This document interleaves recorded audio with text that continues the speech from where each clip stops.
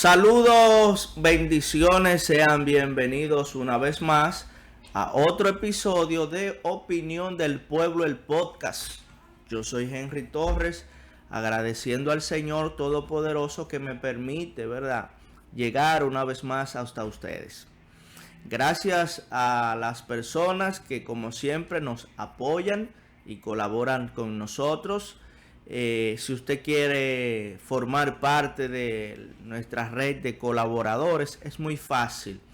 Usted solamente tiene que entrar a nuestro canal de YouTube, Groot Media JLB. Groot Media JLB. Usted entra a ese canal de YouTube, usted se suscribe, usted da like, usted comparte y comenta nuestros contenidos. Repito, Groot Media JLB, como ustedes están viendo ahí en sus pantallas. Usted se suscribe, usted da like, usted comenta y usted comparte. Cuando usted realiza una de estas acciones, los algoritmos de YouTube le presentan nuestros contenidos a personas que andan en esta red buscando, ¿verdad?, ese tipo de material. Y entonces lo presentan y esa gente también forman parte de nosotros porque tienen acceso a ver estos episodios. Si les gusta, pues también forman parte de nuestra comunidad. Así usted colabora con nosotros y nos apoya. Agradecemos a la gente que siempre está atenta, que activa la campanita, que reciben las notificaciones cada vez que subimos un nuevo contenido. También debo de agradecer a las personas que nos siguen los sábados, cada sábado de 1 a 2 de la tarde por la televisión en Alegrando TV, canal 30 de Telecable Central para La Vega y la región, y todas las plataformas digitales de Alegrando TV los sábados de 1 a 2 de la tarde. Gracias a los que nos siguen también por allí. Hay un tema que yo no puedo dejar pasar por alto. Yo tengo que tratarlo. Porque dice una máxima que el pueblo que olvida su historia está condenado a repetirla. Eso es una máxima real y fehaciente. Y nosotros no podemos perder o olvidar la historia. La historia nosotros tenemos que estarla, ¿verdad? Porque además estamos en una época de mente corta, donde nosotros los seres humanos olvidamos fácil y rápidamente y volvemos, y más el dominicano, que ha repetido en varias ocasiones las mismas historias o ha caído en lo mismo siempre. Hay dos hijos de el dictador Rafael Leonidas Trujillo que desde varios años han estado reclamando una fortuna que éste le había dejado a la madre de ellos, a doña Lina Bisonó Pitaluga. Según estos hijos de Trujillo, ellos alegan que, bueno, que su padre, el dictador Trujillo, hizo un certificado financiero en dólares en el Banco de Reservas de la República Dominicana en el 1950. Según tengo entendido, la información es que fue en 2.3 millones de dólares. Y que en el concepto Trujillo establecía que en caso de que él falleciera, ese dinero le sea devuelto a su, dicen las informaciones, su amante. Ellos mismos catalogaron a su madre como amante de Trujillo porque ella no estuvo casado con Trujillo. Doña Lina Bisonó Lobatón, Lina Lobatón Pitaluga, así se llamaba esta dama.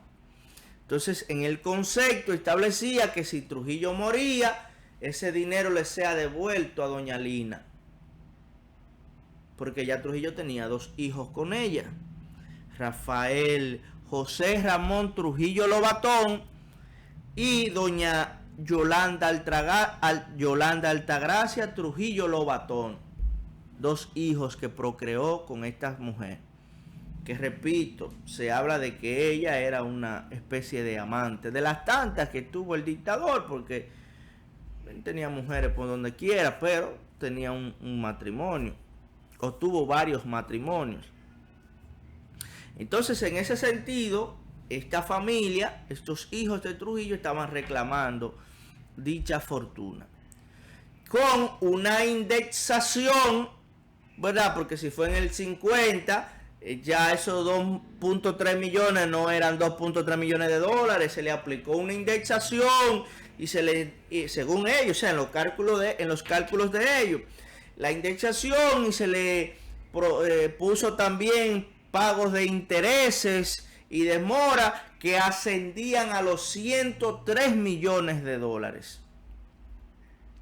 solicitándole al Estado Dominicano, en esta a su vez al Banco de Reservas. Bueno, hace un tiempo, en el 2025, hace un año y tanto, eso fue a la Suprema, porque anterior a eso, creo que fue en el 2013, ellos habían ido a la justicia diciendo o alegando cierto tecnicismo legal. O sea, que ellos establecían de que, bueno, que a su madre no tener ningún vínculo con Trujillo, en el sentido de que no era su esposa, no tenía un vínculo oficial o legal, ella no estaba incluida en la, acuérdense ustedes que se creó la ley 5880-1962, que esa ley confiscó todos los bienes de la familia Trujillo y sus allegados y lo devolvía al Estado Dominicano, porque se entendía que todos los bienes de Trujillo provenían del Estado Dominicano. Entonces ellos dicen, no, se alegaban sus abogados, no, esto no lo incluye a doña Lina Lobatón, porque ella no estaba casada legalmente con Trujillo. Entonces, al ella no tener eso, entonces a ella no le aplica esa ley. Además de que, bueno, es verdad, él tenía 2 hijos con ella, pero entonces ellos están heredando lo de su madre, ellos no están heredando lo de Trujillo, porque automáticamente Trujillo morir, el dinero pasaba a doña Lina, y entonces los hijos están reclamando la fortuna de su madre, no la de Trujillo. O sea, tecnicismo legal de nosotros los abogados, ¿verdad? Porque hay que echar el pleito. Bueno, entonces en 2013 hubo un fallo, eso fue a la Suprema Corte de Justicia. En el 2025 la Suprema dio el fallo, ¿verdad? Lo que adquirió el grado de la cosa irrevocablemente juzgada, diciendo inadmisible que no, que eso sí incluía, porque Trujillo le dio o declaró, le dio su apellido a estas personas, y por ende ya eso hacía que entraran en la ley, porque Trujillo lo declaró, y al declarar los hijos de doña Lina, ya eso daba como un hecho de que había un vínculo entre doña Lina Lobatón y Rafael Leónidas Trujillo. Y entonces la Suprema falló. ¿Qué pasa? Ellos elevan un recurso ante el Tribunal Constitucional, entonces declarar para que este órgano supremo declarara de inconstitucional la ley que lo incluyó a ellos, porque no era así, y entonces para que el Banco de Reserva desembolsara este dinero, que este es su propiedad, que su padre le había entregado a su madre. Otro tecnicismo que alegaban, bueno, es que Trujillo no lo hizo ese certificado como presidente de la República, aunque no podía quitarse la ropa de presidente, pero sino que no lo hizo desde el gobierno, dicen ellos, sino que fue una oficina privada que Trujillo tenía, y fue desde esa oficina privada que hizo este certificado, que no lo hizo desde su gobierno, desde la oficina gubernamental, sino de una oficina privada, y que por ende ese dinero era privado, que no tenía que ver nada con el Estado. Es de las cosas que se alegaron en derecho. Pero ya el Tribunal Constitucional falló y da este caso ya por cerrado, porque el Tribunal Constitucional declaró inadmisible eso y ratifica que sí ellos estaban o están amparados bajo la sombrilla de la ley 5880, que ordenó la confiscación de todos los bienes vinculados a Rafael Leonidas Trujillo y sus familiares y su círculo cercano. Entonces ya se cierra aquí este caso. Un sobrino, medio sobrino de ellos, te sabes, Ramfi Domínguez Trujillo, hijo de Angelita, pues ha hablado a veces y ha dicho, bueno, de las sombras y las luces también y de cosas, y bueno, ya está habilitado para aspirar, no sé, aunque no se ha visto públicamente algún vaya ni cosa, ni aunque no debe haber porque está prohibido a esta altura de juego, ¿verdad que sí? Entonces a esta altura de juego eso está prohibido, pero no sabemos si Ramfi iría a aspirar a la presidencia de la República, aunque eso nada tendría que ver, porque repito, ya el ordenamiento jurídico dominicano se pronunció al respecto y estableció que este dinero estuvo bien confiscado, porque aunque doña Lina Lobatón Pitaluga no estaba casada formalmente con Trujillo, pero los hijos que estos procrearon sí llevan el apellido del dictador dominicano, y eso ya hacía que hubiese alguna vinculación con el régimen, por lo que ellos no podían. Oye, 104 millones de dólares. Eso da para algo, ¿viste? Que tenía que desembolsar, porque ahí le aplicaron a los 2.3 millones de dólares, que fue el certificado inicial en el 1950. Ahí le aplicaron la indexación, le aplicaron, ¿verdad?, los intereses ganados hasta las fechas, y hasta mora le pusieron y de todas esas cosas. Así que ya ese caso está prácticamente cerrado. Porque yo decía al inicio o en la introducción de este tema que el pueblo que olvida su historia tiende a volver a repetirla? Fácil. Porque todo el mundo sabe que la dictadura, hay gente todavía que evoca, ¿verdad?, y quiere que vuelva o regrese una cosa. Gente que no vivió, gente que no se ha detenido a ver la historia con un carácter crítico, que solamente se queda en los contornos, porque las dictaduras y los pro dictaduras, no solamente en la República Dominicana, en todas partes se hacen un gran esfuerzo por solamente promocionar las bondades, las cosas bonitas, y tratan de hacer cosas bonitas y tratan de hacer cosas bondadosas para eso mismo, para disfrazar. Eso es lo que hacen las dictaduras, y hace que a un grupo de personas o de su población tenerlo como nublado en ese sentido, porque solamente se proyectan y se manifiestan las cosas positivas y sus bondades, y las cosas malas y negativas se opacan, se tratan de ocultar. Entonces, esa dictadura de Trujillo, considerada una de las más sangrientas de América Latina, fueron 30 años, verá, en el 30, el ajusticiamiento fue en el 61, esos 31 años de dictaduras, de cruel dictadura y sangrienta, pues la República Dominicana no puede olvidar eso y todo el daño que le hicieron. Y que ese dinero todo el mundo sabe que bueno, pero que las empresas que eran de Trujillo, que pasaban al Estado, que después sí, eso es otro tema. Pero el tema central aquí es que ese dinero era usufructo del Estado Dominicano sin duda.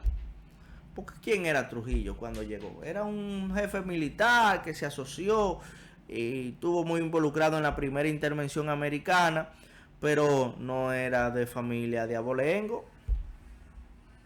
Era un guardia de la época, habilidoso, sí, muy habilidoso, y se involucró con los americanos en la primera intervención del 16 al 24, y al final traicionó a su padrino, que era Horacio Vázquez, era su padrino, y se alzó con el poder, e instaló o instauró la dictadura. Entonces nosotros tenemos que volver a traer este tipo de temas para que eso no se repita y para preservar el patrimonio del pueblo dominicano. Porque si el Banco de Reserva tenía que desembolsar todo este dinero, era del dinero suyo y del dinero mío, porque era un dinero del Estado. Y es el Banco del Estado Dominicano, del pueblo dominicano, que iba a ir a las arcas o a las cuentas de estas personas que no tienen que ver con el desastre de su padre. En parte es verdad, porque es individual y eso es un principio. En el derecho penal es un principio, ¿verdad? La individualidad de las penas, y que nadie, y tiene que ver con la personalidad de las penas. O sea, nadie puede ser juzgado por un hecho que haya cometido otro, sin importar el vínculo que usted tenga con esa persona. Si mi padre hace una fechoría, yo no tengo que pagar por los hechos de mi padre, ni viceversa. Mi padre tiene que pagar por mis hechos. Entonces, la personalidad de las penas, es verdad, ellos no tienen que ver directamente con el asunto de su padre.